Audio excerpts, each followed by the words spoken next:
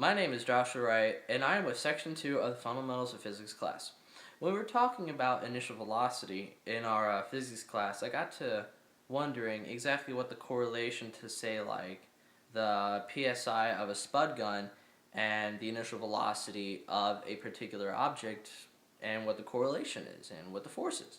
So I was wondering how exactly I could do this. Since there are two different types of spud guns out there, there are the ones that use a fuel source like hairspray or something like that, and then there's the one that I own, which you can actually fill up with a bike tire or an air compressor and put a specific amount of PSI inside of it.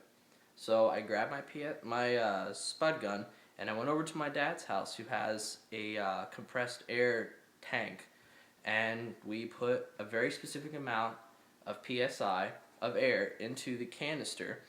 And then we took a projectile, such as this foam stress ball that I ground down and wrapped in tape so that it created a better air seal. And we just changed the PSI, adding it in increments of 10 to figure out what the initial velocity was.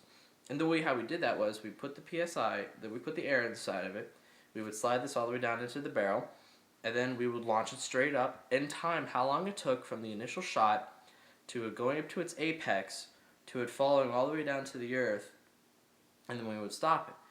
And then this gave us a fairly accurate assessment of what the initial velocity was. And here's exactly what happened. This is the 20 PSI test. Firing in 3, 2, 1. The 30 PSI test.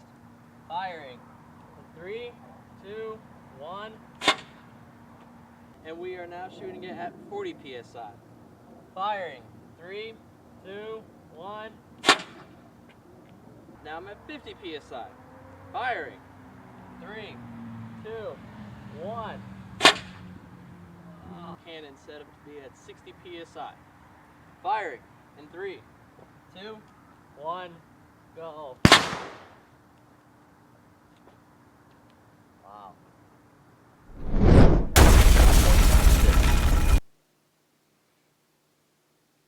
I didn't mean to blow up my neighbor's car. The reason why I used this foam ball specifically was because, one, so I wouldn't actually damage anything if it hit it, because this thing only weighs 16 grams. The forces to which are acting upon the little 16-gram ball that I have here are the air pressure that was inside of the canister rapidly ejecting into the back of the 16-gram ball, shooting it straight up where it hits the air resistance, which is opposing the complete opposite force to which the air pressure shot, and also that adds in a factor of the gravity to which is pulling it down too. From the initial shot with the 20 PSI, it took 3.28 seconds to go from firing to hitting back to the relatively same level to where I shot it from. From the 30 was 4.12, the 40 was 4.54, the 50 was 4.82, and the 60 was 4.96 seconds. This experiment did demonstrate to me that there is a direct correlation between the amount of pressure that you put inside the air gun and the height and initial velocity of the object.